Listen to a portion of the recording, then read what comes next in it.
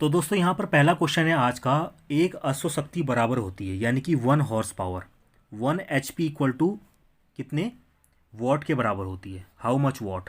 ठीक है, एक अश्व शक्ति कितने वॉट के बराबर होती है, तो हम ये जानते हैं ये होता है 746 वॉट। ठीक है, एक अश्व शक्ति 746 वाट के बराबर होती है। ये तो सिंपल था। अगले क्वेश्चन की ओर हम चलते हैं। अगला क्वेश्चन दोस्तों है इस तरीके का कि इसमें बोला जा रहा है कि एक विद्युत बल्ब पर 240 वोल्ट और 60 वाट अंकित हैं, तो उसके तंतु का प्रतिरोध ज्ञात करिए।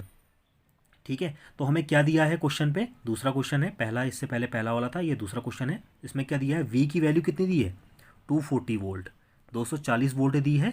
और दूसरा क्या है, वॉट 60 वॉट, यानी कि पी की वैल्यू कितनी है, पी यानी कि शक्ति यानी कि पावर, पावर की वैल्यू कितनी है 60 वॉट। तो आपने क्या निकालना है, तंतु का प्रतिरोध निकालना है, यानी कि आर की वैल्यू निकालनी है, रेजिस्टेंस क्या होगा। ठीक है, अब इस तरह के क्वेश्चनों को करने से पहले आप लोगों को मैं बता देना चाहता हूँ कि फॉर्मूले आपके माइंड में पूरी तरह बैठे होने चाहिए। अगर एग्जामिनेशन में ऐसे क्वेश्चन आ गए और आपको फॉर्मूले पता नहीं हैं तो आप घूमते रह जाओगे, सर पकड़ के बैठ जाओगे। तो यहाँ पर अगर हम देखें तो किस तरह ये क्वेश्चन सॉल्व होगा, तो इसमें होगा फॉर्मूला हमारा लगेगा, एक फॉर्मूला होता है R equal to P V square upon P. ठीक है, ये आर और पी इंटरचेंज हो सकते हैं, इसको ऐसे भी लिख सकते हैं हम, P equal to V square upon R भी लिख सकते हैं।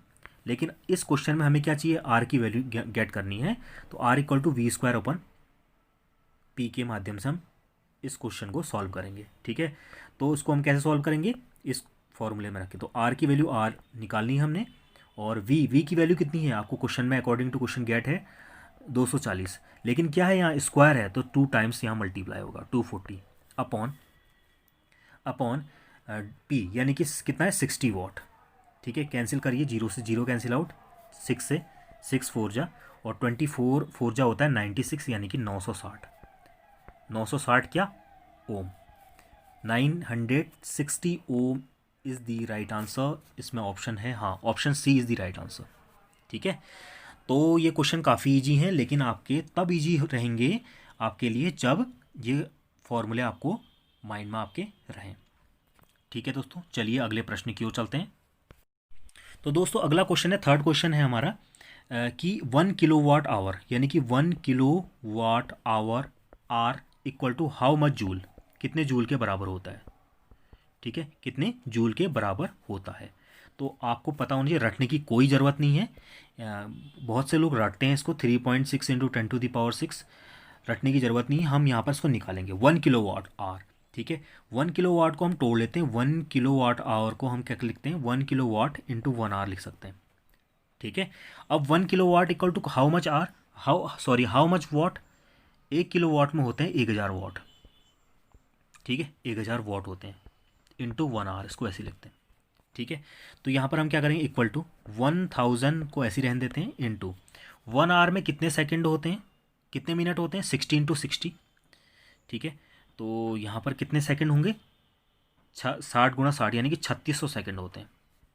ठीक है, सिंपली आ जाना चाहिए आपको। तो 1 घंटे में 3600 सेकंड होते हैं, तो हमने यहाँ सेकंड में तोड़ना है, तो मल्टीप्लाई कर दीजिए 36 इंटू 3 और 2 यानी कि 10⁻5। ठीक है, तो कितना हो जाएगा, अगर फाइनली देखें इसको हम इस तरह से लिख सकते हैं, 3.6 इंटू 10⁻6 क्या, जूल। ये आपका फाइनल आंसर होगा। ठीक है, रटने की बिल्कुल ज़रूरत नहीं है। 1 किलोवाट आवर को अगर जूल में कन्वर्ट करना है तो कितना होता है, 3.6 into 10⁻6 joule is right answer, इतने जूल होते हैं, और ऑप्शन डी यहाँ पर सही उत्तर होगा। चलिए अब अगले प्रश्न की ओर चलते हैं। दोस्तों अगला क्वेश्चन आपके सामने है कि ए और बी के बीच तुल्यांकी प्रतिरोध ज्ञात करिए। ठीक है, तो हमारे पास फिगर कैसा है, फिगर ये है कि सिंपली ए पॉइंट है और यहाँ से एक पार्ट और दूसरा पार्ट, यहाँ अलग रेजिस्टेंस है और यहाँ पर भी अलग रेजिस्टेंस है, और दोनों कनेक्ट हो जाते हैं और दोनों आगे मिलते हैं बी पॉइंट से। ठीक है, तो आपका ये है 2 ओम, और अगला ये भी कितना है, 2 ओम है। ठीक है, आपने क्या निकालना है, तुल्यांकी यानी तुल्य प्रतिरोध, यानी कि आर की वैल्यू निकालें, रिजल्टेंट रेजिस्टेंस कितना होगा यहाँ पे। ठीक है, तो उसको निकालने से पहले हमें सबसे पहले ये जानना पड़ेगा कि ये कौन सा क्रम है, पैरेलल कॉम्बिनेशन है या फिर सीरीज कॉम्बिनेशन है। सीरीज में मैंने आपको बताया था इससे पहले, अगर आपने मेरे प्रीवियस वीडियो देखा है इससे पहला वाला, तो उसमें मैंने सीरीज के बारे में बताया था कि सीरीज ये होती है, ठीक है, सीरीज में लगा होना, एक श्रेणी में लगा होना, ठीक है। और पैरेलल के बारे में क्या बताया था, पैरेलल ये होता है, पैरेलल माने समांतर, एक के ऊपर एक, ठीक है, इस तरीके। तो यहाँ पर आपको ये क्या दिख रहा है, समांतर दिख रहा है, पैरेलल दिख रहा है, तो कौन सी कंडीशन लगेगी, पैरेलल की लगेगी। और पैरेलल और श्रेणी क्रम और समांतर क्रम के लिए मैंने आपको फॉर्मूले बताए थे कि अगर श्रेणी में है, सीरीज में है, तो क्या लगेगा, रिजल्टेंट कितना होगा, प्रतिरोध R=R1 + R2 + R3 up to so on, ठीक है, चलते चलते। और अगर कौन सी फॉर्म है, आपकी समांतर फॉर्म है, यानी कि पैरेलल फॉर्म है, तो 1/R = 1/R1 + 1/R2 + 1/R3 up to so on, ठीक है। यानी कि सीरीज वाले में क्या होगा, सीरीज में होगा R1 + R2 R3 होगा, और पैरेलल वाले में क्या होगा, 1/R1 1/R2 1/R3, ठीक है। तो यहाँ पर अगर हम देखें तो ये क्या है, पैरेललिटी की कंडीशन है। कौन सी कंडीशन है, पैरेललिटी की कंडीशन आ रही है, ठीक है। तो पैरेललिटी में क्या करेंगे हम लोग, कौन सा फॉर्मूला लगाएंगे, ये फॉर्मूला लगेगा, ठीक है। तो ये फॉर्मूला लगेगा, तो उसको निकालते हैं हम लोग क्वेश्चन को। तो कितना है, 1/R = 1/R1, कितने होंगे, 1/R2, ठीक है, क्योंकि हमें दो ही दिए हुए हैं, ठीक है। जैसा कि आप क्वेश्चन में देख रहे हैं, कितने दिए हमें, सिर्फ दो दिए हुए हैं। तो 1/R1 इसको ले लो, इसको R2 ले लो, ठीक है। तो आगे हम बढ़ते हैं, तो क्या होगा, इसको कैसे सॉल्व करेंगे, 1/R1, तो 1/R = 1/R1, R1 की वैल्यू कितनी, 2 थी, और R2 की वैल्यू भी 2 ही है, ठीक है। 1/2 1/2, आधा प्लस आधा कितना होता है, 1 होता है, 1 ओम, ठीक है, 1 ओम हो गया। तो 1/R = 1 ओम है, तो R = कितना हो जाएगा, 1 ही हो जाएगा। तो रिजल्टेंट कितना मिल गया आपको, 1 ओम मिल गया, ठीक है। तो ऑप्शन कौन सा हुआ यहाँ पे, option B is the right answer. Easy question है, ज़्यादा बस हमें पता होना चाहिए कि पैरेललिटी कंडीशन क्या है और सीरीज की कंडीशन क्या है। कभी कभी उल्टा हो जाता है दिमाग में, पैरेलल को सीरीज में, सीरीज को पैरेलल में लगा देते हैं, ठीक है। अगले प्रश्न की ओर चलते हैं दोस्तों। अगला क्वेश्चन है, जैसे कि आपको फिगर में दिख रहा होगा कि कंडीशन ये है, एक ऐसा है, दूसरा इस तरीके से है, रेजिस्टेंस लगा हुआ, तीसरा इस तरीके से, ये A पॉइंट हो गया, ये B पॉइंट हो गया, ये C पॉइंट हो गया, ये आपका 100 ओम है, और ये कितना है, 60 ओम है, ठीक है, और ये कितना है, 40 ओम है, ठीक है। तो आप सबसे पहले इसको सॉल्व कैसे करेंगे, सबसे पहले आप देखिए ये सीरीज में है कि पैरेलल में। बहुत से लोग गलती करेंगे, ये सबको ऐड कर देंगे एक साथ, ये सब सीरीज में तो लग रहे हैं, करेंगे नहीं, ऐसा नहीं है। आप इन दोनों को देखिए, पहले पहले हमेशा दो को लेंगे, इनको लो या इनको लो, चाहे इनको लो इनके लो, चाहे इनको लो इनको लो, ठीक है। हम इन दोनों को लेते हैं, ये दोनों क्या है, सीरीज में लगे हुए हैं, बने हुए हैं, पहले इनको सीरीज से निकालते हैं, ठीक है। तो सीरीज के लिए मैंने क्या बताया फॉर्मूला, R = R1 + R2, ठीक है। जरूरी नहीं इसमें और इसमें करो, आप इसमें या इसमें भी कर सकते हो, ठीक है। तो मैं इसमें और इसमें कर रहा हूँ। 100 ओम + 60 ओम कितना हो जाएगा, 100 + 60 = कितना हो जाएगा, 160 हो जाएगा, ठीक है, 160 ओम हो जाएगा, ठीक है। तो अब फिगर कैसा बन गया, अब फिगर कैसा बन गया आपके पास, अब फिगर ऐसा बन जाएगा, ठीक है। ये कितना आया, 160 ओम आया रिजल्टेंट, और ये ऑलरेडी 40 ओम था, ठीक है। अब ये दोनों कौन से हैं, पैरेललिटी की कंडीशन में। तो पैरेललिटी कंडीशन क्या होती है, 1/R = 1/R1 + 1/R2 होती नहीं होती है।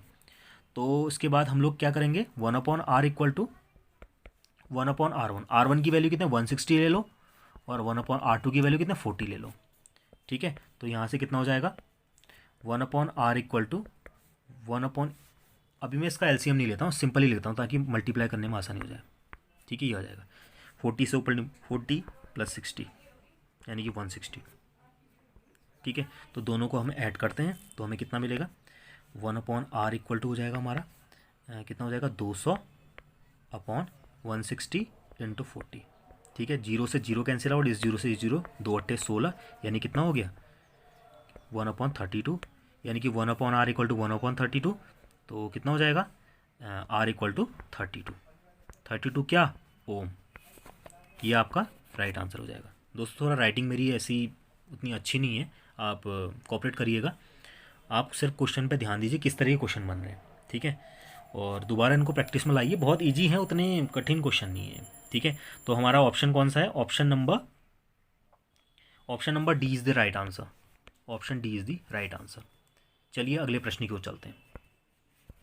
दोस्तों अगला क्वेश्चन इसमें बोल रहा है कि यदि 140 वोल्ट विभवांतर वाले विद्युत उपकरण द्वारा बार कूलाम का आवेश प्रभावित होता है तो उपकरण में व्यय ऊर्जा की मात्रा क्या होगी। ठीक है, तो आपको क्या क्या यहाँ पर दिया गया है, यहाँ पर दिया गया V की वैल्यू दी है, V इक्वल टू 140 दिया है। ठीक है, 140 वोल्ट है, और दूसरा है Q, कूलाम है तो Q की वैल्यू कितनी हो जाएगी, Q की वैल्यू हो जाएगी आपकी 12 कूलाम। ठीक है, तो आपने क्या निकालना है, व्यय ऊर्जा की मात्रा यानी कि E निकालना है। ठीक है, E या W एक ही बात है। ठीक है, वर्क डन या एनर्जी, दोनों की वैल्यू, दोनों की यूनिट जूल होती है। ठीक है, तो आप क्या निकालोगे यहाँ पर, हमें पता है इससे प्रीवियस वीडियो में भी हमने किया था ये क्वेश्चन। ठीक है, V equal to W upon Q होता है फॉर्मूला, तो W equal to V into Q हो जाएगा यहाँ पे। ठीक है, W equal to V into Q होगा, और यहाँ पर अगर हम देखें तो W की वैल्यू इक्वल टू कितनी हो जाएगी, V की वैल्यू कितनी है आपको 140 दे रखी है, और Q की वैल्यू 12 है, दोनों को मल्टीप्लाई करिए तो कितना हो जाएगा 48 4 16। ठीक है, तो कितना आंसर आ जाएगा हमारा 1680 जूल। ठीक है, 1680 जूल हो जाएगा वर्क डन यानी कि एनर्जी। ठीक है, जो एनर्जी के इक्वल है, तो इतनी एनर्जी 1680 जूल एनर्जी हमें की मात्रा प्राप्त होगी यानी कि व्यय होगी। ठीक है, तो दोस्तों आज के लिए इतना ही रखते हैं। पार्ट 3 भी मैं इसमें ला सकता हूँ अगर आप रिकमेंड करें। ठीक है, और पार्ट 3 में थोड़े मॉडरेट से टफ की ओर जाएंगे। आज हम हल्का हल्का मॉडरेट और इजी यहाँ पर हमने रखा, अब हम पार्ट 3 में मॉडरेट की ओर जाएंगे। तो दोस्तों बने रहिए मेरे इस वीडियो के साथ, और वीडियो को आपने लाइक शेयर सब्सक्राइब जरूर करना है, और हिट दी बेल आइकन। अपना मोटिवेशन आप दीजिए लाइक और शेयर सब्सक्राइब के साथ, क्योंकि कोई पैसा और टैक्स नहीं लगता है। तो दोस्तों बने रहिए, और साथ ही मुझे इजाज़त दे दें, फिर मुलाकात होगी। धन्यवाद।